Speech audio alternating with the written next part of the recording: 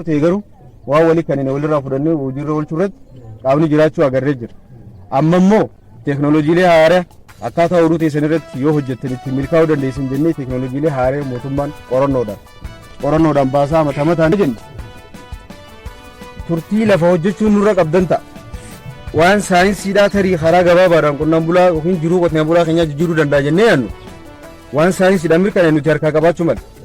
Teessan tanaa fi teenya sana hoggaa walitti dhaan immoo waliif bu'aa buusu mala. Waan nu bira jiraaf waan isin bira jiraatan hoggaa walitti dhaan bara waanuma tarti. Akka kalee dhiibaa kophaa kee dhiibdurre hoggaa lama taates hoggaa waa walii wal jijjiirres akkasuma fooyye. Kanaafuu teeknooloojii haaraa leenjii qonnaaf raasaa fi gannaatti wal qabatee bara kana sanyii amma fuuldura keenya jirtu qonnaan bulaa yoo maal irratti yoo maal facaafate yoo akkamiin facaafate yoo akkamiin lafa isaa san qabee fi lafa isaa san harkatee wabii midhaan nyaataa isaa mirkaneessuu danda'a waan jirratti daqiiqaa 5 kan caalle haasawaa taasisee achi booda lafarra waa isin garsiisne osoo aduun isinitti baane isin gaddiisuu barbaade. Ifaami? Kanaaf wanni jechuu barbaanne teeknooloojiin haaraan amma yeroo ammaan tanaa asirratti keessanii kana nu barbaanne facaashanii yeroo amma gannaa rooba amma jiru kanaan namni dheeraan yookaan namni gabaabaan dhiirti gabaabdu maaliif dhalaa dheertuu fuudha? Gurraatti maaliif diimtuu fuudha? Maaliif sanyii biraa jiru deemaa miti? Akkasumatti sanyii nuti sanyii miti. Wanni ati harkaa qabdu safaraan hin gaddaa roobaa miidhamte, sagaafa kan haramaa miidhamte, sagaafa kan dhukkuba adda addaatiin miidhamte, har'a isheen jettee guddoon ammaa sonna jibee koo qabdu waan ooluu keetti irra daleedee ati harkattuutu siis jijjiiree biyya sanaas jijjiiruu danda'a. Diinagdeen biyya tana, guddinni biyya tana, Itoophiyaa, Oromiyaa jennee haasofnu kun hundinuu yoo isin ooluu keetti irratti homaan hojjenne dilli magaalaa harka maratee taa'ee gadi midhaan magaalaan bitadhee taa'u hundi godaannaya. Yoo ati oomishtee gabaan deette yoo ati ooluu keetti irratti firii buuftee beektooftaan kalee har'a dalaguu dhabuu mala. Haalli roobaatis ni gartan. Bara deengaddaarraaf baruma kaan irratti qaada. Bara deengaddaarraaf bara kanaaf diini goon rooba guddaa harkanna jenne akka rabbiin beeku. Garuu immoo nuti waliin nurraa eeggamu waan hojjechuu qabnu hojjennee hanga huurkuu qabnu huurkinee waan godhuu qabnu goonee yaa rabbii fi hanga kanatti deemi shaama boodaa si qabdoo jenneen rabbiin nama huurkeen qullaa galiin jiru. Akka nama akkasii qullaa galiin ijaa. Kanaaf waan lafateetiif godhuu qabdu. Lafateet irratti kaataatti waan kana godhuu qabdu gootee sanyii tarreeffataa sanyii lafa si baaf. Sanyii duratti qonnaan bulaan keenya abbootiin keenya egaa warri nu dura jiran mataa hudduu daagaaf irraa fooyyee sanyii nyaatuu dhiis. Wal keessa jiran hundinuu akkasumas rakkoo adda addaatiin sanyii nyaatu qonnaan bulaan abbootiin keenya duratti ni duraa godaana malee sanyiin tokko. Hamma daakeetii amata rabbi dhaabbata. Kanaaf waan qabu amma kanaaf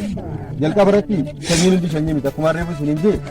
dhiirti gabaabduun dhalaa dheertuu sanyii firraa jijjiiru akkuma jenne san gurraattiin diimtuu akkasumas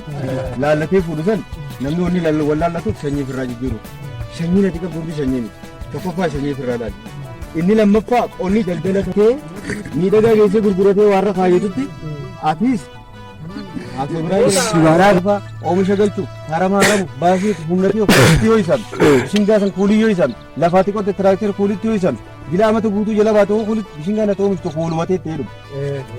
Ifaami kanaaf jennee isinii waan nuti ooyiruu harkaan qabnu warri ooyiruu harkaa qabu isin abbootii qabeenyaati nuti yoo isin akka misoomsitan akka isin oomishtan isin taasisne nulleen jiraachuu dandeenya. Nuti isin jalaan jiraata isin immoo rabbi jalaan jiraatan akka nama akkasii miti. Waljala nu kaa'e egaa waliin dhiifnu silaawi. Kaan irraa hambifattee kaan magaalaa naaf iddaami achitti nanis fayyadama. Akkas akka gootuuf immoo har'a jalaasi dhiibuun qabaaniif dandaatiyyaa keessa jiraami akkasii yoo wal hubanne inni lammaffaan immoo lafti nuti fayyadamnu wani nuti fayyadamnu yoo qarshii 500 yookaan qarshii 1000 maalitti ta'e maalitti akka waan fixeetti kuni waan namaati jettee fidii irraa baafte oomisha biyyaatti kuni waan tiraakee kuni waan shanyii Ifaan kunkuulii biyyatanii nama tokkotu jalabe kunkuulii biyyatan jaartii biyyaa fi ilmaan kiyya keessi deemanii harama nama wajji guuran waan hafi meetirfii meeqan harka deettee ilaaluu danda'u gaafa waan naa meetirfiin keetis dhabama waliin ta'ee atis waliin dhabama taatan karaan ati deemu jirtu sirrii ifaami qonni naggata ta'uu bara biraa fayyadamtee gizeedhaan qarshii kaashii jijjiiruu dandeessu fakkeenyaaf karaa gabaabaa deemu qullubbii kiiloon qarshii 200 amma na hordofa qullubbii kiiloon qarshii 200 mee dhibba godhime haala gabaa gizee oomisha gabbuutimi mee dhibba qabadhu daaguma afur namni shunkurtaa kuntaal 8 kuntaal 10 oomisha ni jira isin keessa yooniin qota jeeqa lafti teessan mandaltu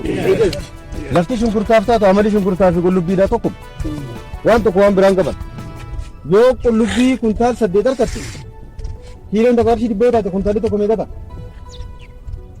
Kiiloon qarshii 100 yoo taate kuntaalli tokko meeqa ta'a? Qarshii 10,000 yoo kuntaala 8 harkatti meeqa ta'a? 80,000 ooyiruu abaluu bakka isiin dhaabbattu jilmaan bittu isin gaarriyyu amata fayyaa deemtu jala kun hundi maal garsi kufaatiin itti jiru qaba tarii namaa fi beeladaan irra rarra'uu maltan waa malee namaaf boo faayidaa qabaachuudhaaf beeladan irraa danda'a itti yaaduma immoo hanga danda'ametti ooyiruu bal'aa qaba fadis rakkoo lafaan qabu namni qindii takka qullubbii caqitti gootee qindii sadi bishingaa kee naanneessi maallaqaa sarkatteeti bishingaa sarkatteeti beeladaa keetiifis qoonqoo godhu akkamitti faayidaa mire akka namarraa wal dandeessaa deema kulbanni kiiloon qarshii 250 yoo daagala gootu yoo kuntaaluma tokko argatte qarshii 25 ta'a kuntaalli tokko 25 ooyiruu fayyaa bishingaa jala baatu sanarraa ni fidda osoo warqee harkaa qabnuti itti fayyadamuudhaan rakkoon nu bira jira ifaami waan amma jenne sana amma wanni akkatti si bara deengaddaa dhameessan fuudhee ittiin hin dhamaatin bara deengaddaa roobni ni jira dadhabeemi bishingaan tarta kaaramaan tuqamnan shanyiin ta'u tarta hanqinni roobaa isa mudatee fadhii deemnan shanyiin ta'u hanqina nyaataatiin wal qabatee daa'imni osoo haadha garaa jiru haati yoo hanqina nyaataatiin miidhamte daa'imni isiin dhaltu sun maali daa'ima hanqina nyaataatiin miidhamte akkanuma akkasimi bishingaan bara deengaddaa ati facaafu hanqina roobaatiin miidhamee jira firiin inni kanneen firiin hanqina nyaataatiin miidhamte yoo fuutee ooyiruu deebiste wanni isii kanuti waanuma hanqina nyaataatiin miidhamte hulii shanyiin sun badde ifaami waanuma gaggabaabduu walirra jirre ta wal fuute jechuudha wanni isii jidduu ba'aa maali waanuma isaan hin geenye bara wanni saniif isanii olii wanni gaddeem shanyiin tun gaddeemte malee ol deemti waliin deemtu bara lafti isaa wayyaa bishingaa wayyaa galfate mataan isaa wayyaa qaraan isaa wayyaa waa hedduu ilaalama mataan bishingaa ni ilaalama qaraan dhaabbinni bishingaa ni ilaalama dheerinni bishingaa ni ilaalama akkasumas gisee shanyii filatan waan qaraan qallaa mataan gafedhe qabaatu sin filatu miidhamee jira jechuudha wanni qaamaan jiru isa mataan irra guddaa sunis waa shanyiin taatu jiramtan aanniin ce'a jireenya xiyyaara sadarkaa kanatti akka dhaabbatu kaboodde sababa keessan awwaaniin isinirra dalaguu dadhabeef isin waan ooyiruu ta'e isinirra dalaguu dadhabdaniif yoo nuti kana wal qabnee ol jala yaale baru waaniif akkanuma akkasii miti kanaan madditti immoo hanga wal tirsinu kana keessatti rabbiin nu gargaara nama dalage qullaa gadi hin jiru atummaan ooyiruu ta'e irratti hurkitee shanyii filattee bifa itti guurrattee madaabara harkatti itti godhattee tarreen gootee lafa tolchitee shanyii tegitti itti goote yaa rabbii kiyyeettee keessaa dadhabteechi baatee anulii kun oola siingee taama booda raamalli si qabdi akkanuma akkasii miti silaa rabbiin sabab saddaa jeemi ta dandeessu gootee tan dandeenye isatti kadhachu amma rakkoo guddaa katee tan ta hin dandeenye osoo hin ta'e ta silaa dandeenyu godhuu dhabuudha amma ooyiruu teessan keessi waliin deemame lafa eenyuutu qaraan taa'u jira ooyiruu isin keessi bisan qaraan jiru nama garii qofaat diimeessiru inni dogoggore kalee ooyiruu amma kalee gizeen dhufu furdaadhaan seeneetiin asiin akka ganda kana hundaan ganda maqaa iddoo addaan hin beeku keessi deemaa dhufu aruma lafti kaa qabdan boqqolloon gosa lamaa jira boqqolloo diqaalaa fi boqqolloo shanyii idilee jennee qabna boqqolloon diqaalaan qaraa fufurdatan dhedheeroodha mataa 3-4 bakka takka siifannoo ni mala karaa duraa oomisha amata dhufu immoo qara mataan kana ifaamin hordofu jirta diqaalaan sun boqqolloo biraati hojii walitti qaalomsine qorannoo irratti mootummaan jidduudhaa baasee shanyii biraa amatuma takkaaf tajaajilti yoo akkam jabaatte amata tokkichaa san mataa 3-4 siidhalti alla sun shanyii gaarii jettee keessa amata dhufu qaraa taateef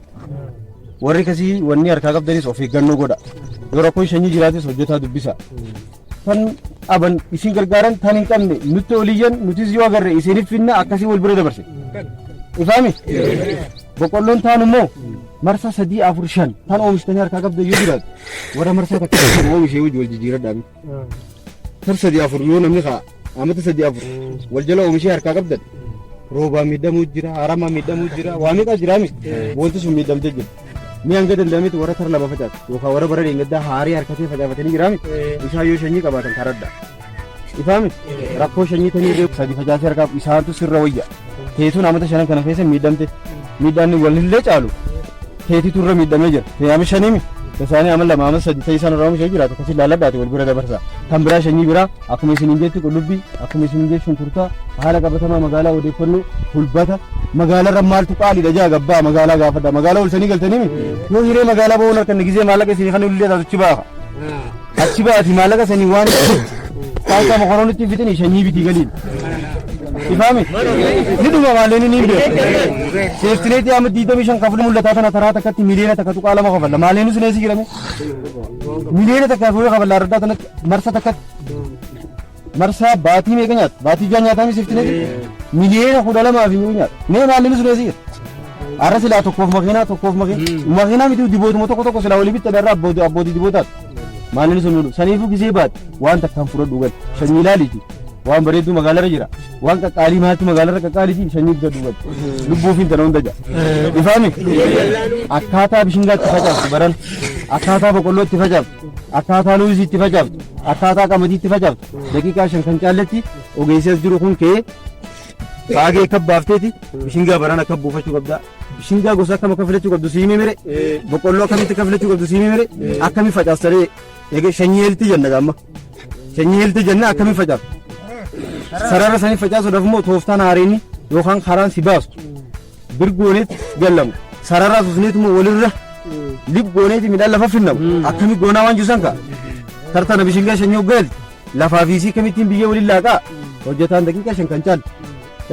tokko bishingaa fi boqqolloo si garsiisa tokko loozii fi qamadii keessa fiigee asii garsiisu dhaabbadhuuti ilaali waan asii garte tana fuudhiiti ooruu teetirraan naagee amata shanyii kana asumaan si bira baan kilaasteraa fi kilaastera qofa baran ooruu ka waliin dhaabnutti na dhagoo jirtaami bishingaa cillim laal karaa makiinaa gamanaa fi gamana bishingaan ooruu lafa diimtuu tana hunda bishingaan gosa wal fakkaatu guyyaa tokko fiisi kaafu arrab torbaan kun torbaan shanyii facaafadha anneeti isin keessa yaa'anii hadan beenyuuni gargaarra harka keenya akkatti buusan isin cinaa dhaabbannee jechuudha. Kaanis immoo hoomna qabu ka guuzoo qabu ka ilmaan qabu ka maal qabu guuzatti baasa shanyii xap torbaanuma tokkotti akkasii waliin araddaa mul'ataa guddootan akka nama ooruu takka dalagutti wajjii galee hojii fidhu hin dandeenyu walii galan alaa galan ni mila akka itti baranatti gootu qofa daqiiqaa 5 isaanitti illee daqiiqaa dheertuun kennuufi daqiiqaa 5 bakkuma tana bakka isin diineessitan tan sararanii qamadii kabbuufta irra deebistee xaawoo kana goota boqqolloo kana buufta yaani akka isin garsiisan daqiiqaa 5 qabu daqiiqaa 5 qabdan